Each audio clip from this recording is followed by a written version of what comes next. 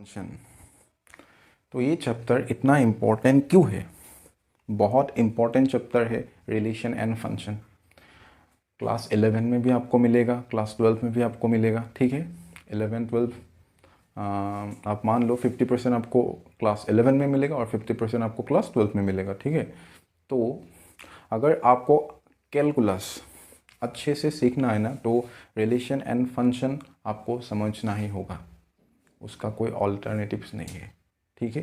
एक बहुत almost 44% marks class 12 का कैलकुलस से ही आता है, ठीक है। जहाँ पे आपको कंटिन्यूटी, उसके बाद differentiability, then application of derivative, उसके बाद हो गया आपका integration, then application of integration, and last आपका डिफरेंशियल इक्वेशन, ठीक है। लेकिन 11 में आपको बेसिक्स मिलेगा, ठीक है, रिलेशन फंक्शन। उसके बाद आपको लिमिट सीखने के लिए मिलेगा, लिमिट के बाद आपको डिफरेंशियबिलिटी नहीं है, हाँ डिफरेंशिएशन का डिफरेंशियबिलिटी है वो, लेकिन डिफरेंशिएशन थोड़ा बहुत, जैसे D D x of sine x कितना होता है, कॉस एक्स होता है, तो कॉस एक्स कहाँ से कैसे है वो सब आपको क्लास 11 में मिलने जा रहे हैं, तो ठीक है। तो बहुत ही इंपॉर्टेंट चैप्टर है रिलेशन एंड फंक्शन। तो चलिए चैप्टर को हम स्टार्ट करते हैं, ठीक है। तो रिलेशन एंड फंक्शन, यहाँ पे हमको जो पहला पॉइंट है, पहले हम रिलेशन को कवर अप करेंगे, उसके बाद हम फंक्शन सीखेंगे। तो रिलेशन में जो पहला पॉइंट हमें सीखना है वो है आपका ऑर्डर्ड पेयर, ठीक है। पहला हमें सीखना है ordered pair,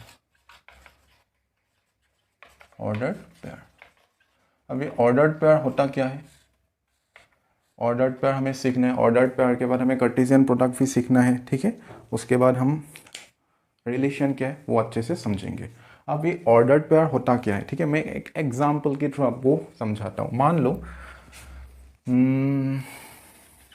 shock and shoe, ठीक है, shock and shoe, shock and shoe. अभी मान लो हम जब स्कूल जाते हैं तो यूनिफॉर्म सभी लोगों के पास होता है, ठीक है। तो पहले आप जूता पहनते हो या मोजा को पहनते हो? सोच के देखो। पहले आपको जूता लगाने के लिए जूता पहनना होगा या आपको मोजा पहनना होगा, बताओ। तो पहले ऑब्वियसली आप शॉक को ही पहनोगे ना, उसके बाद जूता आएगा, ठीक है। तो यहाँ पे एक पर्टिकुलर ऑर्डर फॉलो हो रही है, देखो। तो अगर मुझे स्कूल जाना है, स्कूल जाने के लिए मुझे शू और शॉक, ये तो कंपलसरी यूनिफॉर्म का पार्ट है, तो आप पहले शॉक पहनोगे, ठीक है, उसके बाद आप शू लगाओगे, ठीक है। अगर शू और शॉक को आपने ओपन ब्रैकेट के साथ ऐसे लिख दिया तो वो क्या बन जाएगा? वही एक ऑर्डर्ड पेयर है, यही एक ऑर्डर्ड पेयर है, ठीक है। आप शू और शॉक और शू को आप ऑर्डर्ड पेयर मान सकते हो। जैसे बचपन में क्लास शायद 8 9 को हम लोग को ग्राफ मिलता है, तो 8 9 में मान लो ये कोई एक्स एक्सिस है, ये वाई एक्सिस है, ठीक है। तो यहाँ पे मैं एक आपको कोऑर्डिनेट देता हूँ। मान लो कोई एक ए पॉइंट है, ए जिस पॉइंट का कोऑर्डिनेट है आपका 2,3, ठीक है। 2,3 क्या है? ए पॉइंट का कोऑर्डिनेट। अब यहाँ पे इस पॉइंट तक पहुँचने के लिए, इस पॉइंट तक पहुँचने के लिए आपको पहले एक्स को चूज करना होगा, ठीक है। हम लोग एक्स को ही चूज करते हैं। उसके बाद आपको वाई को चूज करना होगा, ठीक है। आप एक्स में 2 यूनिट आपको चलना है, ठीक है। फिर वाई एक्सिस के अलोंग आपको कितना यूनिट चलना है? फिर वाई एक्सिस के अलोंग आपको 3 यूनिट चलना है, तभी आपको ये पॉइंट मिलेगा ना, ठीक है। ये कोऑर्डिनेट अभी तब आपको तभी मिलेगा ना जब आप एक्स एक्सिस के अलोंग 2 यूनिट और वाई एक्सिस के अलोंग आप 3 यूनिट चलोगे, ठीक है। तो अब यहाँ पे मैंने फर्स्ट प्रेफरेंस किसको दिया है? 2 को दिया है, ठीक है। 2 इन द सेंस मैंने एक्स एक्सिस को फर्स्ट प्रेफरेंस दिया है, उसके बाद मैंने वाई एक्सिस को सेकंड पोजीशन पे रखा है। तो ये जो पॉइंट का कोऑर्डिनेट्स है 2,3, ये भी क्या है? ये भी एक ऑर्डर्ड पेयर ही है। ये तो हो गया जो हमें मैं कुछ एग्जांपल आपको दिया ऑर्डर्ड पेयर का, ठीक है। तो अभी इसका जो एक्चुअल डेफिनेशन है उसको हम देखते हैं कि ऑर्डर्ड पेयर एक्चुअली में होता क्या है, ठीक है। तो मान लो यहाँ पे मैं कुछ एक एग्जांपल लेता हूँ। ये सेट ए है, ठीक है। सेट ए से 1 2 3, ये 3 एलिमेंट ए सेट में है, ठीक है। उसके बाद ये मान लो बी सेट है, ए कमा बी कमा सी, ठीक है। बी सेट में ए कमा बी कमा सी 3 एलिमेंट है, ठीक है। अभी अगर आप इन दो सेट से किसी भी 2 एलिमेंट को लेते हो, ठीक है, कोई सा भी 2 एलिमेंट आप उठा लो, जैसे मान लो यहाँ पे आपने 1 को उठाया, फिर सी को उठा लेते हैं, ठीक है। 1 और यहाँ पे सी है, ठीक है। और 1 और सी को अगर आप ऐसे ओपन ब्रैकेट के अंदर ऐसे अगर आप लिख दो, तो ये 1 कमा सी की क्या बन गया, एक ऑर्डर्ड पेयर बन गया। लेकिन यहाँ पे जो इम्पोर्टेंट चीज़ है वो ये है कि अब ये जो 1 है, ठीक है, ये क्या है, फर्स्ट मेंबर है। इस ऑर्डर्ड पेयर का 1 क्या है, फर्स्ट मेंबर है, और सी है आपका सेकंड मेंबर। अब फर्स्ट मेंबर को आपने किस सेट से लिया है, फर्स्ट मेंबर को हम लोगों ने ए सेट से लिया है, ठीक है। जो फर्स्ट पोजीशन है, फर्स्ट पोजीशन में मैंने किसको बिठाया है, ए सेट का एक एलिमेंट को बिठाया है, ठीक है। तो हाँ, सी को मैंने किस सेट से लिया है, सी सेकेंड मेंबर है इस ऑर्डर्ड पेयर का, तो सी को मैंने बी सेट से बिठाया है, ठीक है। तो आप ऐसे भी लिख सकते हो, ये भी सही है। जैसे मान लो सी कमा 2, ठीक है, सी कमा 2। अब यहाँ पे ये जो फर्स्ट मेंबर है, फर्स्ट मेंबर को मैंने किस सेट से चूज किया है, फर्स्ट मेंबर को मैंने बी सेट से चूज किया है, ठीक है। और सेकंड मेंबर है, सेकंड मेंबर को मैंने किस सेट से चूज किया है, सेकंड मेंबर को मैंने फर्स्ट सेट से चूज किया है। तो यहाँ पे ये 1 कमा सी, ये भी एक ऑर्डर्ड पेयर है, ये भी आपका एक ऑर्डर्ड पेयर है, ठीक है। ये भी एक ऑर्डर्ड पेयर है और ये भी आपका एक ऑर्डर्ड पेयर है। लेकिन इन दोनों में डिफरेंस क्या है कि फर्स्ट मेंबर को फर्स्ट केस में मैंने फर्स्ट सेट से चूज किया है, और यहाँ पे फर्स्ट मेंबर को मैंने सेकंड सेट से चूज किया है। तो इतना ही है ऑर्डर्ड पेयर, ठीक है। तो अभी अगर मैं आपको डेफिनेशन बताऊँ ऑर्डर्ड पेयर का, तो डेफिनेशन क्या होता है कि मैं यहाँ पे लिख के देता हूँ। तो यहाँ तक समझ में आ गया होगा आप सभी लोगों को, ठीक है। पहले मैंने क्या किया, एक एग्जाम्पल लिया शू और शॉक का, एक बेसिक एग्जाम्पल है, सब लोग डे टू डे लाइफ में यूज़ कर रहे हैं, ठीक है। पहले हम ऑब्वियसली शॉक को ही लगाएंगे ना जूता पहनने से पहले। फिर मैंने कोऑर्डिनेट का एक एग्जाम्पल लिया, ठीक है। उसके बाद मैंने 2 सेट कंसिडर किया, ठीक है। 2 सेट से 2 एलिमेंट को चूज़ किया एक ऑर्डर्ड में, ठीक है, एक प्रॉपर ऑर्डर में मैंने चूज़ किया किसी भी 2 एलिमेंट को, ठीक है। तो अभी इसका डेफिनेशन देखते हैं कि ऑर्डर्ड पेयर होता क्या है, ऑर्डर्ड पेयर होता क्या है, ठीक है। अब इसका जो डेफिनेशन है, डेफिनेशन को हम देखते हैं, ठीक है। तो a pair of element, a pair of element, ठीक है, a pair of element taken in a definite order is known as ordered pair. तो ordered pair का definition क्या है, a pair of element taken in a definite order is known as ordered pair, ठीक है। तो से 2 set में यहाँ पे लेता हूँ, मान लो ए सेट में 1, 2, 3 ये 3 एलिमेंट है, और बी सेट में मान लो x, y ये 2 एलिमेंट है, ठीक है। अभी अगर मैं ये ए और बी सेट में से किसी भी 2 एलिमेंट को एक पर्टिकुलर ऑर्डर में चूज करता हूँ, इफ वी चूज 2 मेंबर्स और एलिमेंट, इसको मेंबर्स भी बोलते हैं, ठीक है। ये जो 1, 2, 3 और x, y है, इस सेट का मेंबर भी आप बोल सकते हो, एलिमेंट भी बोल सकते हो। If you choose 2 element from A and B in a particular order, ठीक है, मान लो यहाँ पे 1 और y, ठीक है। अब ये भी एक ऑर्डर्ड पेयर है। एक नेक्स्ट एग्जांपल लेते हैं, जैसे 3, x, ठीक है, और x ले लेते हैं y, 2, ठीक है। अब ये 1, y, 3, x और y, 2 ये तीनों ही क्या है, एक ऑर्डर्ड पेयर। लेकिन फर्स्ट ऑर्डर्ड पेयर को अगर आप नोटिस करोगे तो यहाँ पे जो फर्स्ट मेंबर है ये जो फर्स्ट मेंबर है ये किस सेट से लिया है मैंने, इसको मैंने ए सेट से लिया है। तो इसका मतलब फर्स्ट ऑर्डर्ड पेयर में फर्स्ट प्रेफरेंस किसको दिया है मैंने, ए सेट को दिया है, ठीक है। और यहाँ पे जो सेकंड एलिमेंट है ये बी सेट से मैंने लिया है, ठीक है। तो सिमिलरली सेकंड सेट को भी, सेकंड ऑर्डर्ड पेयर को भी अगर आप देखोगे यहाँ पे भी सेम, 3 कहाँ से आए हैं, ए सेट से आए हैं। एक्स कहाँ से लिया है मैंने, एक्स को बी सेट से लिया है, लेकिन थर्ड में मैंने फर्स्ट प्रेफरेंस किसको दिया है, बी सेट को दिया है, ठीक है। और ए को सेकंड प्रेफरेंस दिया है, ठीक है। तो यहाँ तक समझ में आया ऑर्डर्ड पेयर क्या है, डेफिनेशन भी बताया आप लोगों को, पहले आप लोगों को समझाया भी, ठीक है। तो अभी हम नेक्स्ट हमें जो देखना है वो है इक्वलिटी ऑफ ऑर्डर्ड पेयर। अब इक्वलिटी ऑफ ऑर्डर्ड पेयर क्या होता है उसको समझते हैं, ठीक है। अब equality of ordered pair, equal of ordered pair, equality of ordered pair,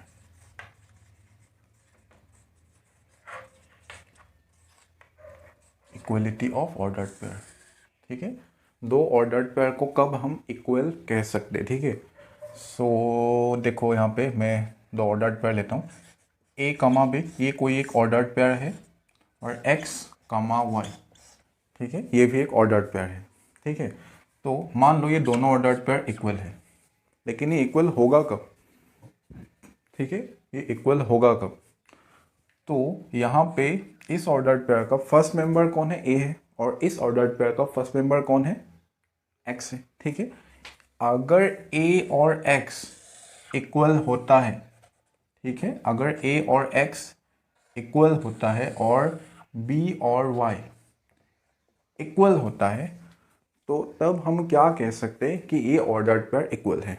कहने का मतलब ये है, if corresponding element of these two ordered pair are same या इक्वल, तब हम क्या कह सकते हैं कि ये दो ऑर्डर्ड पेयर इक्वल है, ठीक है। ऑर्डर्ड पेयर इक्वल होने के लिए कंडीशन क्या है, करस्पॉन्डिंग एलिमेंट को सेम होना पड़ेगा। अब करस्पॉन्डिंग एलिमेंट क्या होता है, जैसे इस ऑर्डर्ड पेयर का ये फर्स्ट मेंबर है या फर्स्ट एलिमेंट कह लो इसको, इस ऑर्डर्ड पेयर का फर्स्ट एलिमेंट कौन है, एक्स है।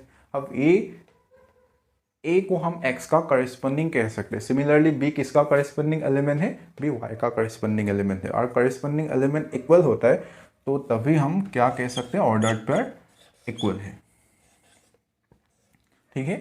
तो ये दो ऑर्डर्ड पेयर कब इक्वल होगा, जब ए इक्वल्स टू एक्स और बी इक्वल्स टू वाई, ठीक है। तो आपको सिर्फ ये ध्यान में रखना है कि करस्पॉन्डिंग एलिमेंट को अगर आप इक्वेट कर दोगे तो ऑर्डर्ड पेयर सेम हो जाएगा, ठीक है। अब एक एग्जांपल लेते हैं, एग्जांपल की एक क्वेश्चन लेते हैं, ठीक है, एक क्वेश्चन लेते हैं, ठीक है।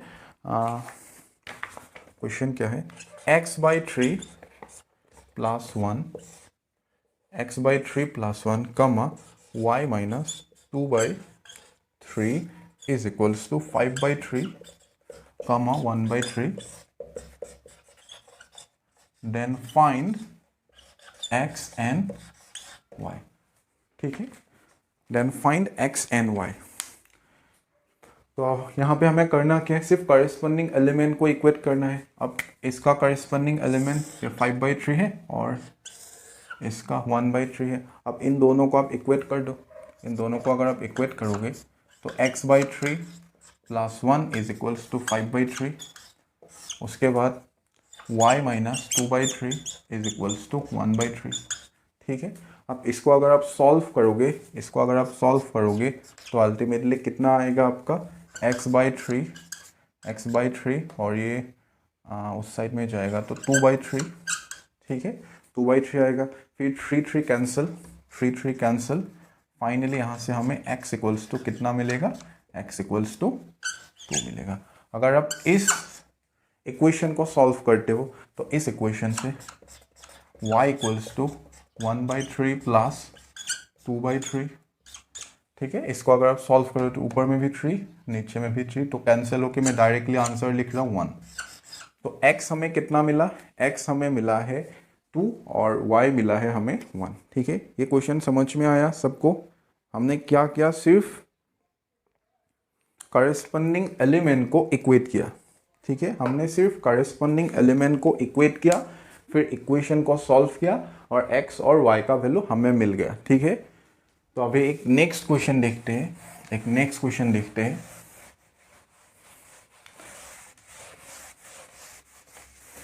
एक नेक्स्ट क्वेश्चन देखते हैं, ठीक है। इस क्वेश्चन को देखो आप।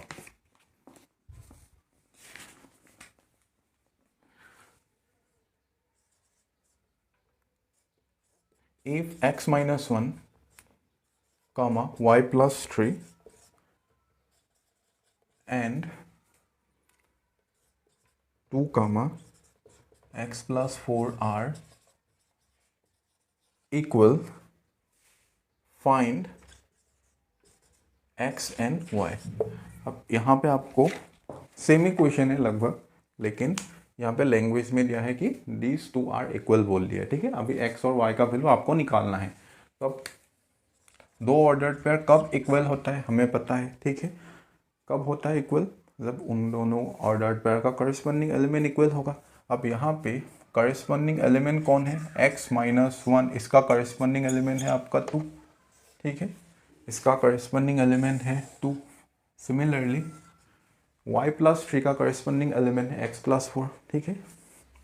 तो y plus 3 is equals to x plus 4, ठीक है। अब इस इक्वेशन को अगर आप सॉल्व करोगे, यहाँ से आपको x का वैल्यू कितना मिल रहा है, ये उस साइड में जाएगा तो प्लस होगा, 2 + 1 3, ठीक है। अब 3 मुझे मिल गया, अगर 3 का वैल्यू मैं यहाँ पे सब्स्टिट्यूट करता हूँ तो यहाँ से मुझे y का वैल्यू भी मिल गया। तो y प्लस 3 सब्स्टिट्यूट करते देखते, तो यहाँ पे 3 + 4, 3 कैंसिल, तो y इज इक्वल्स टू 4, ठीक है। तो इस क्वेश्चन को समझ में आया, कुछ भी नहीं है, सिर्फ आपको इक्वेशन को सॉल्व करना है। यहाँ से x का वैल्यू मुझे 3 मिला है, इस x का वैल्यू को सिर्फ यहाँ पे सब्स्टिट्यूट करना है, यहाँ पे सिर्फ डालना है आपको, तो आपको y का वैल्यू मिल जाएगा, ठीक है। तो x और y का वैल्यू कितना मिला, x 3 और y 4। अभी मैं आपको एक क्वेश्चन होमवर्क में देता हूँ, ठीक है। इस क्वेश्चन का जो आंसर होगा वो आपको मुझे कमेंट करके बताना है, ठीक है। आप लोग कमेंट में इसका आंसर लिख दीजिएगा। ये होमवर्क क्वेश्चन है ordered equality of ordered pair का। एकदम सिंपल क्वेश्चन है, एकदम सिंपल क्वेश्चन है। If x plus 1 comma y minus 2 and 3 comma 1 are equal, then find x and y। इस क्वेश्चन का जो आंसर है उस आंसर को आप लोगों को मुझे कमेंट में बताना है, ठीक है। क्वेश्चन को अच्छे से नोट कर लो, या तो एक स्क्रीनशॉट भी आप ले सकते हो। नोट करना है नोट कर लो, स्क्रीनशॉट लेना है स्क्रीनशॉट भी आप ले सकते हो, कोई दिक्कत नहीं है, ठीक है। तो अभी हमको देखना है कार्टेशियन प्रोडक्ट, ठीक है। तो ऑर्डर्ड पेयर क्या है, इक्वालिटी ऑफ ऑर्डर्ड पेयर क्या है, वो हमने बहुत अच्छे से देख लिया है। तो अभी हमको देखना है कार्टेशियन प्रोडक्ट, ठीक है। अभी हमको देखना है कार्टेशियन प्रोडक्ट।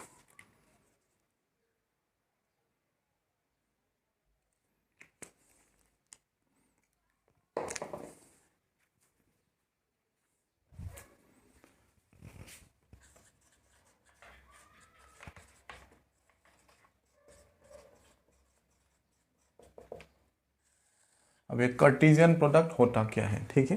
अब पहले हम 2 सेट के लिए कार्टेशियन प्रोडक्ट सीखेंगे, उसके बाद हम 3 सेट का कार्टेशियन प्रोडक्ट कैसे निकाला जाता है वो सब हम सीखेंगे, ठीक है। तो फॉर 2 सेट,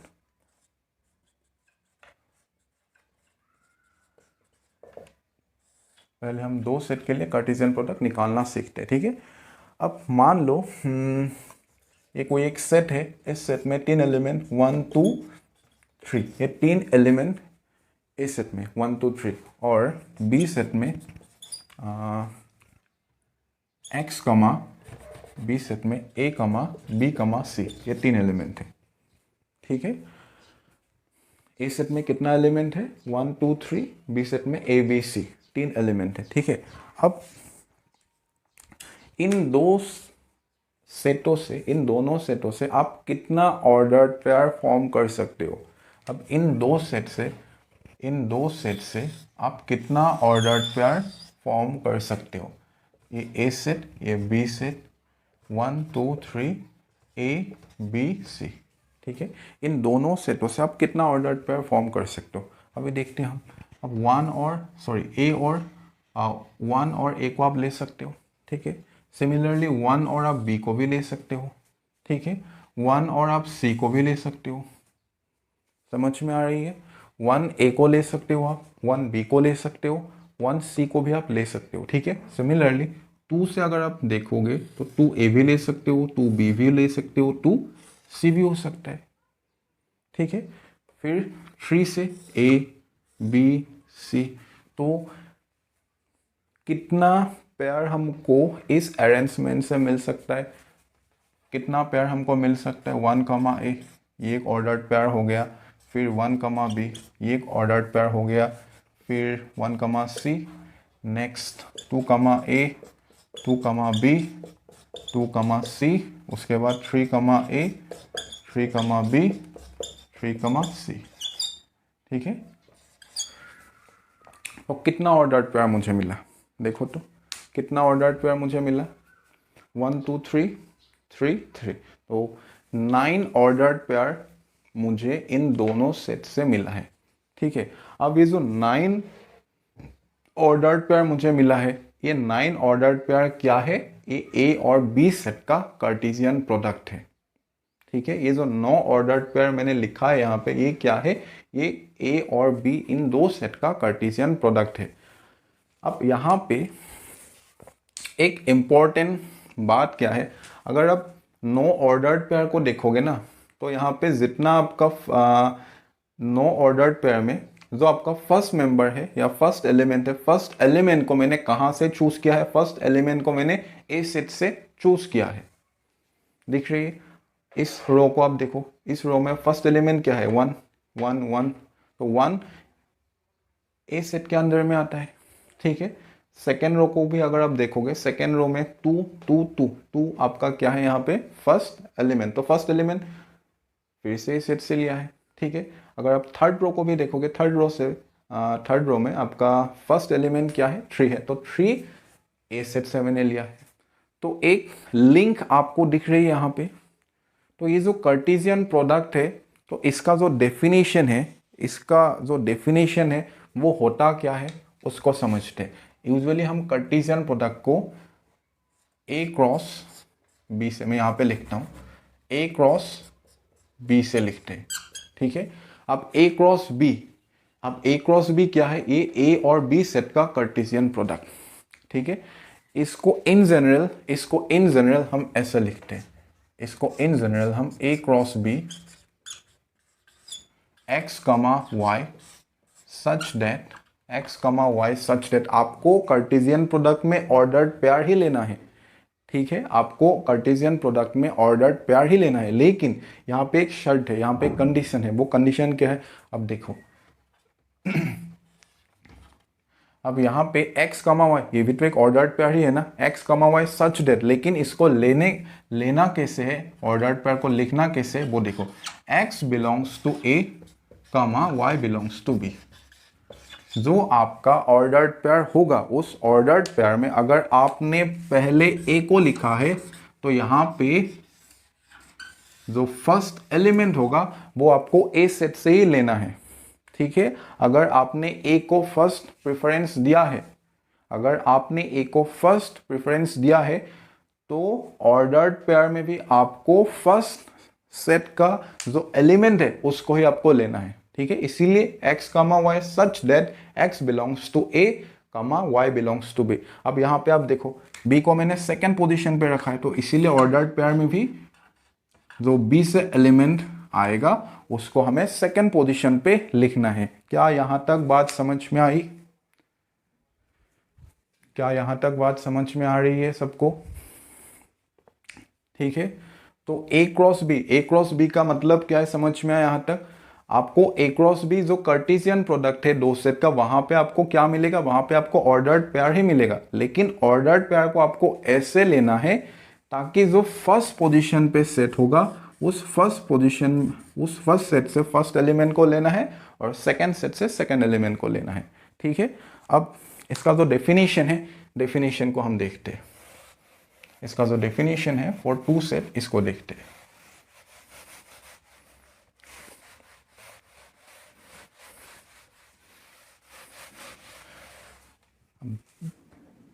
अब टू सेट मान लेता हूँ, दो सेट, सेट ए है और ए एंड बी, ठीक है। Cartesian product for set A and B. तो Cartesian product for set A and B, इसका डेफिनेशन क्या है, होता क्या है, देखो आप। फर्स्ट कंडीशन क्या है, A and B should be non empty set.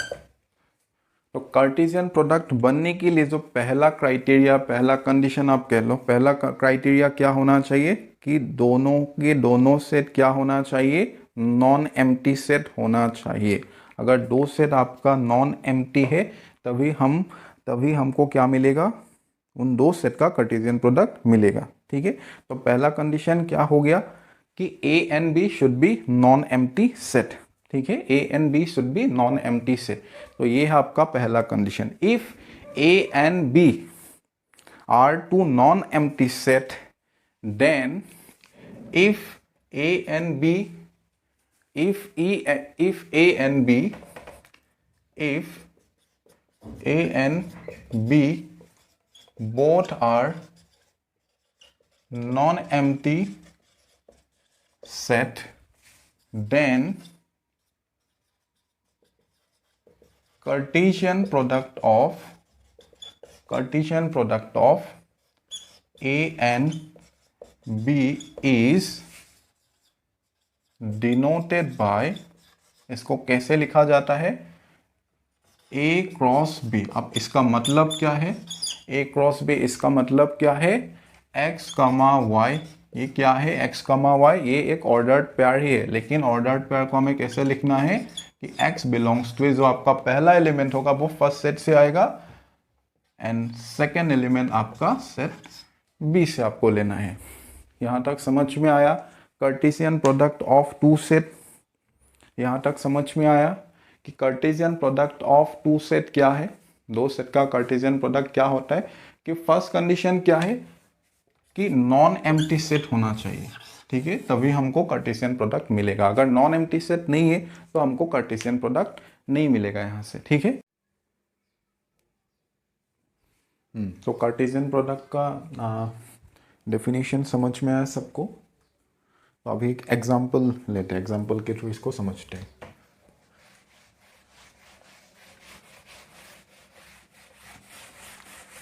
Definition सबको समझ में आया?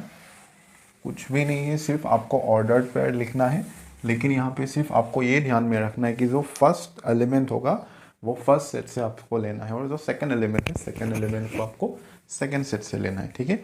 अब एक एग्जांपल लेते, let's say a is equals to 1, 2, 3 and b is equals to a, b, c, ठीक है। ए सेट में कितना एलिमेंट है, 3 एलिमेंट है, और बी सेट में भी आपका ए बी सी 3 एलिमेंट है, ठीक है।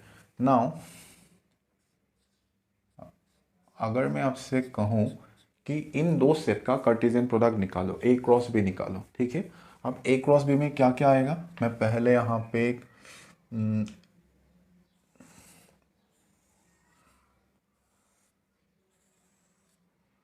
तो 1, 2, 3 ए बी सी। अब आप यहाँ पे देखो तो ए, ये फर्स्ट सेट ए है और ये सेकंड सेट बी है, ठीक है। तो ए 1 के साथ हो सकता है, ए बी के साथ भी हो सकता है, ए सी के साथ भी हो सकता है। तो उस हिसाब से हमको 3 ऑर्डर्ड पेयर मिल रहा है ए के साथ। तो 1, ए, ये फर्स्ट ऑर्डर्ड पेयर, उसके बाद 1, बी, उसके बाद 1, सी, ठीक है। देन 2a, 2b, 2c, ठीक है। 2a के साथ 2 को मैं लिंक कर सकता हूँ, 2 को मैं b के साथ भी लिंक कर सकता हूँ, 2 को मैं c के साथ भी कर सकता हूँ। तो 2 होगा 2a, 2b, 2c, similarly 3a, 3b, 3c, ठीक है। तो ये हो गया a क्रॉस b, ठीक है। अभी सेम क्वेश्चन का अगर मैं आपसे बोलूँ कि फाइंड b क्रॉस a, ठीक है। सेम क्वेश्चन का अगर मैं आपसे कहूँ कि b क्रॉस a कितना होगा, अब a क्रॉस b तो ये मुझे मिल गया कि b क्रॉस a भी सेम होगा, क्या बी क्रॉस ए और ए क्रॉस बी सेम होगा? बी क्रॉस ए और ए क्रॉस बी क्या सेम होगा? ये बी सेट, ये ए सेट। यहाँ पे मैंने बी सेट को पहले क्यों लिया? क्योंकि यहाँ पे मुझे बी क्रॉस ए निकालने के लिए बोला गया है, ठीक है। तो उस हिसाब से फर्स्ट सेट मुझे बी को ही लेना होगा, ठीक है। तो बी में कौन कौन सा एलिमेंट है? ए बी सी, और ए में 1 2 3। तो A1 A2 A3, ठीक है। तो फर्स्ट एलिमेंट ए के साथ मैं 1 A1 A2 A3, then B को मैं ए के साथ ले सकता हूँ B2 B3, तो B1 B2 एंड B3। उसके बाद क्या बच गया है? C। तो C को भी मैं C1 C2 C3, तो C1 C2 C3। तो अब देखो A क्रॉस B हम लोगों ने ऑलरेडी निकाला है, अभी B क्रॉस A भी हमें मिल गया। अब मुझे बताओ क्या A क्रॉस B और B क्रॉस A, क्या A क्रॉस B और B क्रॉस A सेम है? नहीं है। क्यों नहीं? यहाँ पे आप देखो ऑर्डर्ड पेयर, यहाँ पे फर्स्ट ऑर्डर्ड पेयर को आप देख लो। फर्स्ट ऑर्डर्ड पेयर में 1 A और B क्रॉस A का जो फर्स्ट ऑर्डर्ड पेयर है वो है आपका 1 A। अब इन दो ऑर्डर्ड पेयर को आप देखो, क्या यहाँ पे दो करस्पॉन्डिंग एलिमेंट्स सेम है? नहीं है। 1 और A दोनों सेम नहीं है। सिमिलरली A और 1 वो दोनों भी सेम नहीं है। तो उस हिसाब से हम क्या कह सकते हैं कि A cross B is not equals to B cross A। ये बहुत इंपॉर्टेंट पॉइंट है कि A क्रॉस B और B क्रॉस A ये दोनों सेम नहीं है, ठीक है। A क्रॉस B और B क्रॉस A ये दोनों सेम नहीं है। यहाँ तक समझ में आया? A क्रॉस B और B क्रॉस A हम कैसे निकाला जाता है, ठीक है। और एक इम्पॉर्टेंट क्लू हमको क्या मिला यहाँ से कि A क्रॉस B और B क्रॉस A ये दोनों सेम नहीं होता है, ठीक है। अभी यहाँ पे हम कुछ इम्पोर्टेंट पॉइंट देखेंगे,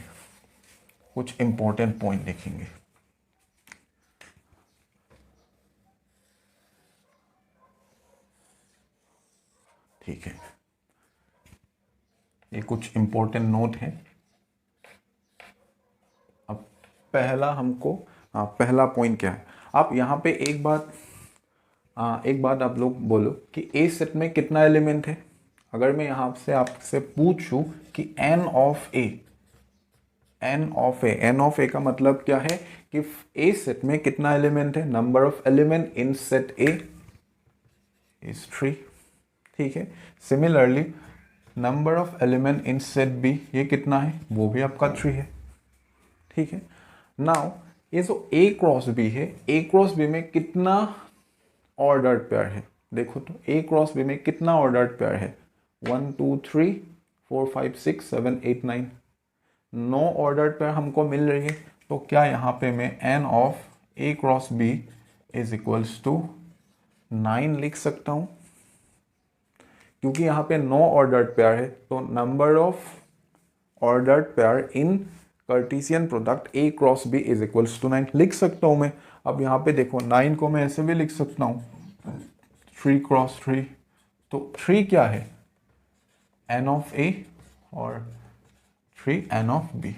तो इसका मतलब किसी भी दो सेट का कार्टेशियन प्रोडक्ट में कितना ऑर्डर्ड पेयर होगा वो हम डायरेक्टली कैलकुलेट कर सकते हैं, ठीक है। हम डायरेक्टली वो कैलकुलेट कर सकते हैं। कैसे कैलकुलेट करना है? हमें देखना है कि उन दो सेट में कितना एलिमेंट है, ठीक है। अगर दो सेट में मान लो कोई एक सेट में अगर आपका n ऑफ ए में m नंबर्स ऑफ एलिमेंट है, ठीक है, और n ऑफ ए में n नंबर्स ऑफ एलिमेंट है, देन a क्रॉस b में कितना एलिमेंट होगा? m इंटू n एलिमेंट होगा, ठीक है। ये एक इम्पॉर्टेंट पॉइंट है, इसको आप लोगों को याद रखना है, ठीक है। तो ये समझ में आया कि कार्टेशियन प्रोडक्ट में कितना ऑर्डर्ड पेयर होता है। Number of ordered pair in Cartesian product आपको सिर्फ मल्टीप्लाई करना है, उन दो सेट में कितना एलिमेंट्स है, ठीक है। तो अभी हम सेकेंड पॉइंट को देखेंगे। तो ये फर्स्ट पॉइंट जो इम्पोर्टेंट नोट का, ये जो नोट का पहला पॉइंट है, ये आप लोगों को समझ में आया। आई होप ये आप लोगों को समझ में आया होगा, ठीक है। आप लोग नोट भी कर सकते हो, नेटवर्क स्क्रीनशॉट आप लोग ले सकते हो, ठीक है। अभी हम सेकेंड पॉइंट को देखते हैं, सेकेंड पॉइंट को देखते हैं। तो सेकेंड पॉइंट क्या है उसको देखते हैं। अब सेकेंड पॉइंट क्या है वो देखो आप लोग। नाउ ए क्रॉस बी में, ये सेकेंड पॉइंट। अब ए क्रॉस बी में कितना ऑर्डर्ड पेयर है? टोटल 9 ऑर्डर्ड पेयर है। अब यहाँ पे अगर आप अच्छे से देखोगे, ए क्रॉस बी क्या है? एक सेट ही तो है ना, जहाँ पे मैंने एलिमेंट्स को ऑर्डर्ड पेयर की फॉर्म पे लिखा है, ठीक है। ए क्रॉस बी भी क्या है? ए क्रॉस बी भी आपका एक सेट ही है, जहाँ पे मैंने ऑर्डर्ड पेयर को जो एलिमेंट्स है, एलिमेंट्स को ऑर्डर्ड पेयर की फॉर्म पे लिखा है, ठीक है। नाउ सेट में हमको ये मिलता है, मान लो कोई एक सेट लेता हूँ, let's say A is equals to A comma B, ठीक है। अब ए पे कितना सेट है, सॉरी ए पे कितना सेट, ए पे कितना एलिमेंट है आपका? 2 एलिमेंट है, तो n of A is equals to 2, ठीक है। अगर मैं आपसे ये कहूँ कि ए सेट में कितना सबसेट है, number of subset, number of subset, number of subset, number of subset of set A is equals to, ये कितना होता है? Number of subset of A कितना होता है? यहाँ पे एक हमको सेट में फॉर्मूला मिलता है, वो क्या होता है? 2 टू द पावर m। अब यहाँ पे m क्या है? यहाँ पे m क्या है? m है आपका number of element in the set a। अब यहाँ पे मैं m की जगह 2 to the power n of a भी लिख सकता हूँ, बात एक ही है। n ऑफ a क्या है? Number of element in the set a, ठीक है। अब a सेट पे कितना एलिमेंट है? a सेट पे आपका 2 एलिमेंट है, तो 2 टू द पावर 2, 4 मिल गया। तो इस सेट में कितना सबसेट है? सेट a में आपका 4 सबसेट है। अभी सेकेंड पॉइंट क्या है? सेकेंड पॉइंट ये है कि अब क्योंकि a क्रॉस b भी एक सेट ही है, ठीक है। अब a क्रॉस b में टोटल नंबर ऑफ सबसेट कितना होगा? बात समझ में आ रही है? ए क्रॉस बी में टोटल नंबर ऑफ सबसेट कितना होगा वो हमें निकालना है, ठीक है। तो number of subset, number of subset of A cross B is equals to 2 to the power n of A cross B, 2 to the power n of A cross B. ऐसे मैं लिख सकता हूँ, ऐसे मैं लिख सकता हूँ, बिल्कुल लिख सकता हूँ। मान लो if n of a is equals to m, n of b is equals to n, तो a क्रॉस b में टोटल कितना सबसेट होगा? तो 2 to the power m into n। क्या ये समझ में आ रही है? मैंने यहाँ पे क्या किया? मैंने यहाँ पे सिर्फ, क्योंकि a cross b, n of a cross b को मैं ऐसे लिख सकता हूँ, n of a cross b is equals to n of a into n of b, ऐसे लिख सकता हूँ। मैंने सिर्फ इसको रिप्लेस किया। n of a is equals to कितना है? m है, और n of b is equals to n है, ठीक है। तो ये सेकेंड पॉइंट समझ में आया, ठीक है। सेकेंड पॉइंट समझ में आया कि number of subset of Cartesian product of any two set is equals to कितना होता है? 2 to the power n of a cross b, ठीक है, n of a cross b। अभी अगर मैं यहाँ से आप इस कार्टेशियन, इस क्वेश्चन की, इस एग्जाम्पल को अगर मैं आपसे पूछूं, यहाँ पे जो मैंने 2 सेट ऑलरेडी कंसिडर किया था, ये a क्रॉस b, यहाँ पे आप देखो, अगर मैं यहाँ से आपसे पूछूं कि number of subset of a cross b, तो यहाँ पे कितना number of subset of a cross b is equals to 1, तो यहाँ पे नंबर ऑफ सबसेट कितना होगा? क्योंकि a क्रॉस b में कितना ऑर्डर्ड पेयर है, कितना एलिमेंट है? 9 एलिमेंट है, तो यहाँ पे नंबर ऑफ सबसेट कितना हो जाएगा? 2 टू द पावर 9, ठीक है। अब 2 टू द पावर 9 कितना होता है वो आप लोग कैलकुलेट कर लेना, ठीक है, 2 टू द पावर 9। तो यहाँ तक समझ में आया? अभी तक हम लोगों ने क्या क्या सीखा है कार्टेशियन प्रोडक्ट में, कि ए क्रॉस बी और बी क्रॉस ए, ये दोनों इक्वल नहीं होता है, ठीक है। उसके बाद हम लोगों को मिला कि number of element in Cartesian product A cross B, वो कैसे निकाला जाता है? सिंपली आपको मल्टीप्लाई करना है, ठीक है। सिंपली किसको मल्टीप्लाई करना है? कि n of a first set में कितना एलिमेंट है, सेकंड सेट में कितना एलिमेंट है, इन दोनों को अगर आप मल्टीप्लाई करोगे डायरेक्टली आपको n of a cross b मिल जाएगा। ठीक है, थर्ड हम लोगों ने सीखा है कि सबसेट कैसे निकाला जाता है। ठीक है, सबसेट कितना होता है। तो अभी कार्टेशियन प्रोडक्ट, किसी भी दो सेट के लिए कार्टेशियन प्रोडक्ट हम लोगों ने देख लिया है। ठीक है, अभी हमको तीन सेट का, अगर तीन सेट होगा, जैसे यहाँ पे मैंने ए बी दो ही सेट लिया है, मान लीजिए आप लोग ए बी और सी तीन सेट है, तब उसका कार्टेशियन प्रोडक्ट हम कैसे निकालेंगे। ठीक है, तो यहाँ तक आप लोग नोट कर लो। ठीक है, तो अभी हम तीन सेट के लिए कार्टेशियन प्रोडक्ट देखेंगे।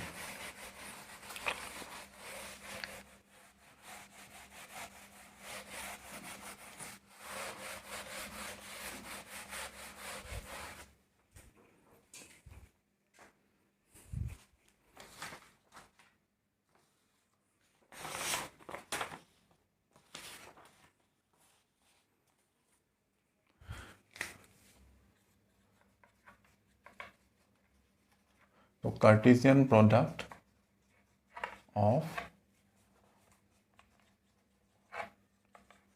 थ्री सेट्स,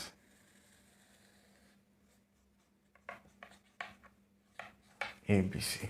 ठीक है, ए बी सी यहाँ पे क्या है, कोई तीन सेट है। ठीक है, अभी यहाँ से अगर अभी तीन सेट के लिए मुझे कार्टेशियन प्रोडक्ट निकालना है, तो ए क्रॉस बी क्रॉस सी यही मुझे निकालना है। अब इसको लिखेंगे कैसे हम, क्योंकि दो सेट के लिए ए क्रॉस बी ये हमें आता है। ए क्रॉस बी कितना होता है, कैसे लिखा जाता है, एक्स कामा वाई, ये एक ऑर्डर्ड पेयर है, x comma y such that x belongs to this first set comma y belongs to second set. ठीक है, दो सेट के लिए हमको एक ऑर्डर्ड पेयर मिलेगा, क्योंकि दो सेट से दो ही पॉसिबल एलिमेंट आप ले सकते हो। अब यहाँ पे तीन सेट है, तो तीन सेट में क्या होगा, तीन सेट के लिए हमें तीन एलिमेंट लेना होगा तीनों ही सेट से। एक एलिमेंट आएगा ए सेट से, एक एलिमेंट आएगा बी से, और एक एलिमेंट आएगा आपका सी सेट से। तो यहाँ पे हमको ऑर्डर्ड पेयर नहीं मिलेगा। मान लो कोई तीन एलिमेंट है एक्स वाई एंड जेड। ठीक है, अब ये क्या है, x comma y comma Z, ये क्या है, ये क्या है, इसको हम लोग कहते हैं ऑर्डर्ड ट्रिपलेट। ठीक है, यहाँ पे इसको हम लोग क्या कहते हैं, ऑर्डर्ड ट्रिपलेट। ठीक है, ट्रिपलेट क्यों बोलते हैं इसको, क्योंकि यहाँ पे तीन एलिमेंट है। ठीक है, लेकिन ये आपका ऑर्डर्ड पेयर है, पेयर में हमेशा दो एलिमेंट या दो मेंबर होता है, लेकिन ट्रिपलेट में तीन एलिमेंट, वो भी ऑर्डर्ड ट्रिपलेट। ऑर्डर्ड ट्रिपलेट क्यों बोला गया, क्योंकि यहाँ पे देखो फर्स्ट सेट क्या है, यहाँ पे ए है, तो ए से एक्स को लेना है। ठीक है, सेकेंड पोजिशन पे है आपका बी, तो बी से आपका वाई को लेना है। ठीक है, बी वाला एलिमेंट, बी सेट का जितना भी एलिमेंट होगा वो उसको सेकेंड पोजिशन पे आपको रखना है। सिमिलरली एकदम लास्ट में है आपका सी सेट, तो सी सेट का जितना भी एलिमेंट होगा उसको आपको कहाँ पे लिखना है, एकदम लास्ट पे या थर्ड पोजिशन पे। तो यहाँ पे x comma y comma z such that x belongs to A, y belongs to B and z belongs to c। ये समझ में आया, कुछ भी नहीं है, क्योंकि फर्स्ट पोजीशन पे a है तो यहाँ पे x बिलोंग्स टू a। ठीक है, x सेकेंड पोजीशन पे b है तो y बिलोंग्स टू b, और सिमिलरली c सेट आपका थर्ड पोजीशन पे, तो c का जितना भी एलिमेंट होगा उसको आपको लास्ट में लिखना है, इसीलिए z बिलोंग्स टू c यहाँ पे लिखा है। ठीक है, तो a cross b cross c ये समझ में आए। तो Cartesian product of three set, इसका डेफिनेशन समझ में आया।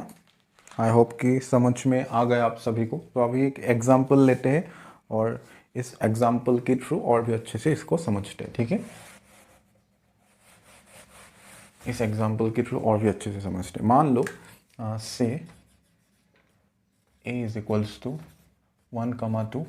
ठीक है, ए सेट में दो एलिमेंट है, बी सेट में आपका a कामा b दो एलिमेंट है, और c सेट में मान लो कोई एक एलिमेंट है आपका x। ठीक है, अभी हमें यहाँ पे निकालना है कि a cross b cross c, ये हमें निकालना है यहाँ पे। ठीक है, तो a cross b cross c हमें यहाँ पे निकालना है, तो कैसे निकालेंगे, तो ये a सेट, ये बी सेट और ये आपका सी सेट। ठीक है, तो ए सेट में कितना एलिमेंट है, 1 और 2, इसको यहाँ पे डाल लीजिए। बी सेट में ए और बी ये दो एलिमेंट है, और सी सेट में है आपका x। ठीक है, अब कैसे हम लिंक कर सकते हैं उसको देखो। अब 1 से a हो सकती है, ठीक है, 1 से a ये एक ऑर्डर्ड पेयर बन सकती है, लेकिन हमें ऑर्डर्ड पेयर नहीं चाहिए, हमें 3 सेट के लिए ऑर्डर ट्रिपलेट निकालना है। तो फिर a x हो सकता है, ये पॉसिबल कॉम्बिनेशन है। ठीक है, फिर 2 से a हो सकता है, फिर 2a देन x, ये भी एक पॉसिबल कॉम्बिनेशन है। तो यहाँ से 1 a x, ये मेरा पहला फर्स्ट ऑर्डर ट्रिपलेट है। ठीक है, पहला ट्रिपलेट मुझे मिल गया। सेकंड ट्रिपलेट क्या हो सकता है, 2 a x, ये सेकंड ट्रिपलेट है। ठीक है, नेक्स्ट 1 b के साथ भी लिंक हो सकता है, 1b x, ये पॉसिबल है, 1b x। और उसके बाद 1b x। अब नेक्स्ट और 2 भी आपका b के साथ लिंक हो सकता है। ठीक है, 2b x, 2b x। अब मुझे बताओ और कोई ट्रिपलेट यहाँ से हमको क्या मिल सकती है। अभी तक 1 2 3 4 ट्रिपलेट मुझे मिला है। ठीक है, 4 ट्रिपलेट हमें मिला है। और भी क्या ट्रिपलेट यहाँ से मिल सकती है। ठीक है, और कोई ट्रिपलेट आ सकता है क्या। इसको चेक करने का एक बहुत ही आसान तरीका है। अब यहाँ पे देखो n ऑफ a कितना है, n ऑफ a कितना है, यहाँ पे 2 है। n ऑफ b कितना है, n ऑफ b भी आपका 2 है। और n ऑफ c कितना है, n ऑफ c भी आपका 1 है। ठीक है, अभी ये जो n of a cross b cross c, इसको भी आप ऐसे लिख सकते हो, n of a into n of b into n of c। तो n ऑफ a में कितना एलिमेंट है, 2, b में भी आपका 2 एलिमेंट है, c में भी आप 1 एलिमेंट है। तो इसको अगर आप सॉल्व करोगे तो 4। ठीक है, तो इसका मतलब ये a cross b cross c, यहाँ पे कितना ट्रिपलेट हो सकता है, यहाँ पे 4 ट्रिपलेट हो सकता है। अब यहाँ पे देखो 1 2 3 4, तो 4 ट्रिपलेट मुझे मिल गया है। तो इसका मतलब और यहाँ से मुझे ट्रिपलेट नहीं मिलेगा। तो ये सबसे एक इजी वे है a cross b cross c में चेक करने का कि ट्रिपलेट कितना आएगा। ठीक है, और ये वैलिड भी है। ठीक है, जैसे हमको 2 सेट के लिए हमको मिला था कि number of ordered pair in Cartesian product a cross b कितना था, n of a into n of b। Similarly n of a cross b cross c में कितना ट्रिपलेट होगा, n of a into n of b into n of c। यहाँ तक समझ में आया, ये क्वेश्चन समझ में आया। तो ठीक है, अभी मैं आप लोगों को एक क्वेश्चन दूंगा, उस क्वेश्चन को आप लोगों को बनाना है, और क्वेश्चन में कितना ट्रिपलेट होगा वो आप लोगों को कमेंट करके बताना है। ठीक है, आप लोगों को कमेंट करके बताना है। तो क्वेश्चन लिख लीजिए आप लोग, तो क्वेश्चन को नोट कर लीजिए।